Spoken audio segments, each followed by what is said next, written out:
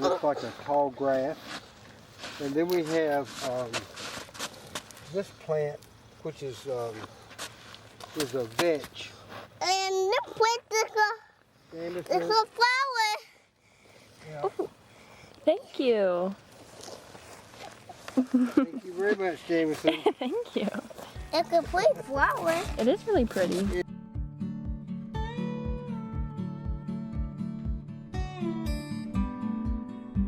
So my name is Clay Smith, and my wife Nancy Joyner and I are now certified organic vegetable farmers. And we've been here on this farm growing vegetables for the 10 years. This is our 11th year of doing that. And this is actually the farm where I grew up many years ago. He was ready to retire. We were living in the mountains and wanted to come back to this area. I was serving as a hospice chaplain, and so the thought was I would find at least some part-time work in that area here.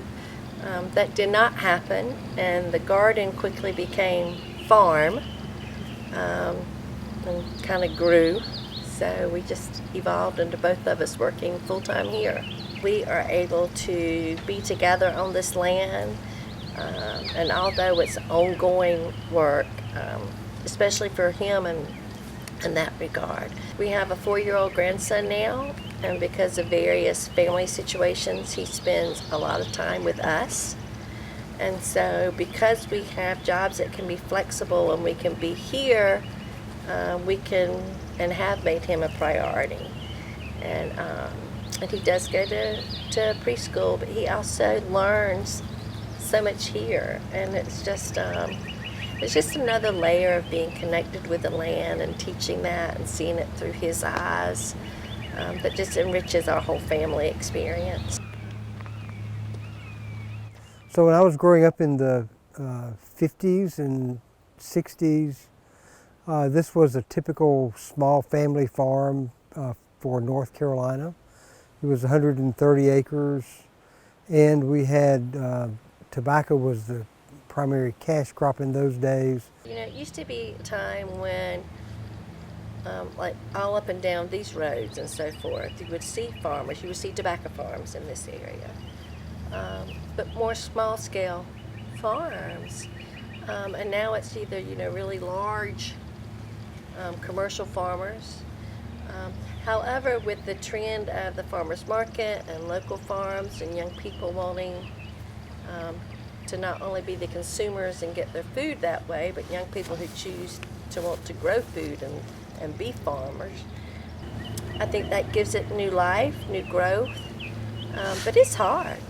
You can see just a little bit of red flowers on the, see the yellow flowers, and then right above that is the red flowers, and that's crimson clover, which is a cover crop. They don't want to see that thing. Yeah, we're going to go see it. So we're growing vegetables to sell to customers, and many of them are customers that we meet every week. And so we build a relationship. We have lots of conversations about food and health and all those kind of things, and particularly local food. And so it's part of the thing that we enjoy most is just getting to know so many people. So I was a Peace Corps volunteer in India many years ago, and so there are a lot of people from India who live in the Research Triangle area as part of their work. And so it's nice to have conversations with them. Some of them are from the same area of India where I was, and I still remember about 3 sentences of the language, so I can speak language a little bit. And I grow some specific Indian vegetables, which they don't see in the farmers markets in North Carolina.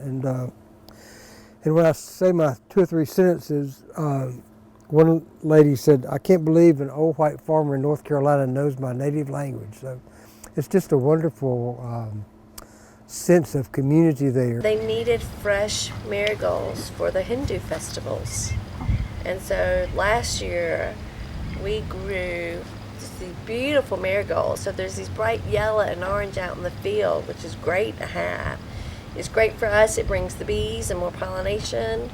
And then we're able to sell it to them. and they take it and use it to do decorations and string and make necklaces and so forth for their festivals. So it's a wonderful way to be connected. You know, not just the food that we grow, but the connection with people's spirituality and just the wholeness in that way. What's growing over there? What? What is growing right here in front of us? Are there more potatoes?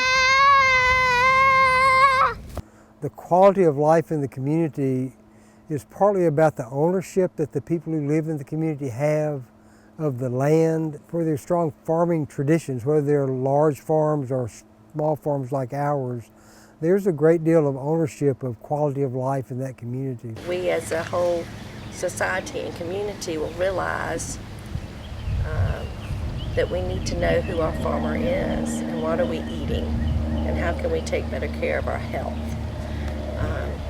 And one way to take better care of our health is to know what the food that we're putting in our body has on it. You know, Jameson's 4, and Jameson's eating organic vegetables, and he can walk around here and pick, and I don't have to worry. You know, Jameson, what's your favorite thing to pick in the garden? Tomato. Do you like to eat tomatoes? Mm-hmm. Yep. Picture! I want a picture! I would hope that this land could be a place where family and future generations could come. So his parents purchased this land in 1945, and his parents have been sharecroppers and worked in the mill and lived with family and saved money. And so I envision these people who did that and expecting their first child. And generations later, their only 2 children, their sons, are here on the land. Great-grandson who now lives here on this land.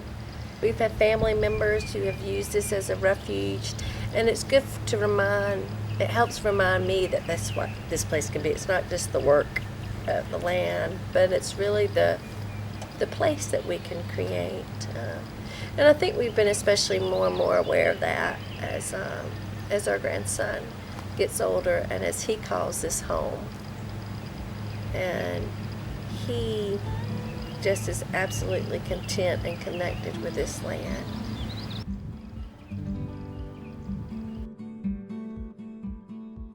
Everything the same to you. We don't do anything You had after a one day to special guide another on the day. tour today. We don't do anything day to another day. You don't do any what? We On don't the do same day. anything to play. We don't Right. do anything to play like we Right. did the other day. Right.